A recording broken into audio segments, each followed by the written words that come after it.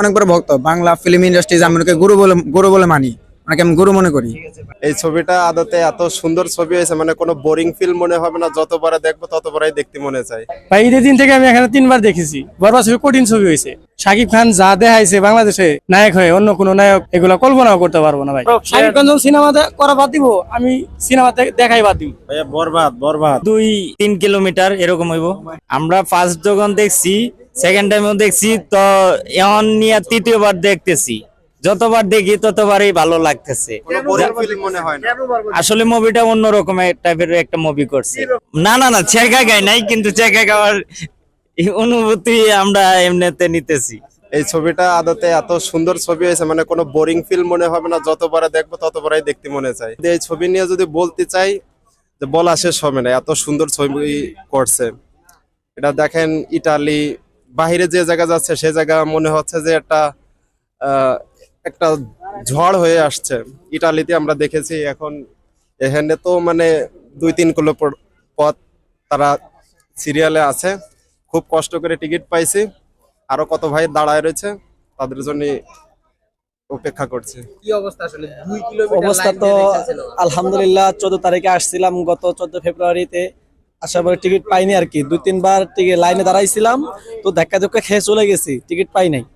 তো আজকে জেনারেলি আবার আসলাম সিনেমা দেখতে। বরবাদ সাকিব খানের ফ্যান, তাকে বলবো ইনি যেন আরো ভবিষ্যতে এর থেকে আর ভালো কিছু আমাদের দিতে পারে, এবং আমরাও চাই যে উনি আরো ভালো কিছু দিক, এটা আমরাও চাই। বড় ভাই 3বার দেখেছে। ভাই আমি একে 3বার দেখেছি বরবাদ সিনেমা। আমি তো পয়লা বৈশাখে আসছি, টিকিটই পাইনি। ভাই ঈদের দিন থেকে আমি এখানে 3বার দেখেছি। বরবাদ ছবি কঠিন ছবি হয়েছে। আমি শাকিব খানের একজন ফ্রেন্ড, আমার কাছে মনে হয় না শাকিব খানের পরে বাংলাদেশে এরকম কোন নায়ক হবে কিংবা আসবে।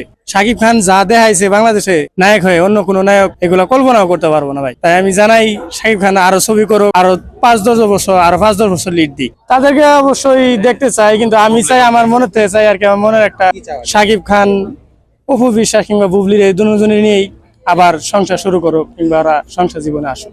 শাকিব খানের তার টাকা পয়সার অভাব নাই, দুজনে থাকুক। তার 2টা ছেলে আছে, 2 পক্ষের। আমাদের চাহিদাটা হলো শাকিব খানের যে কোনো মুভি এলে আমরা ছবি দেখি, আর ভালো হইলে তো মনে করেন মনে থেকে আরো মনে করেন চাওয়াটা থাকে বেশি, আরো মনে করেন আবেগটা কাজ করে বেশি। আমি আগে দেখতে চাইলে বুবলিকেই দেখতে চাবো। আমি বুবলিকে দেখতে চাই। যতদিন বাজে থাকবে ততদিন যেন শাকিব খান সিনেমা করে আমাদের জন্য। যে এখনো বুড়া বয়সে তো অনেক মনে করেন বাইরে দেশে দেখেন বুড়া বয়সে সিনেমা করে, ভালো ভালো সিনেমা করে, সিনেমা রূপ।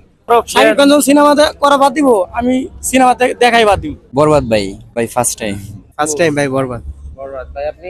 ভাই বরবাদ দেখতে আসছি ভাই।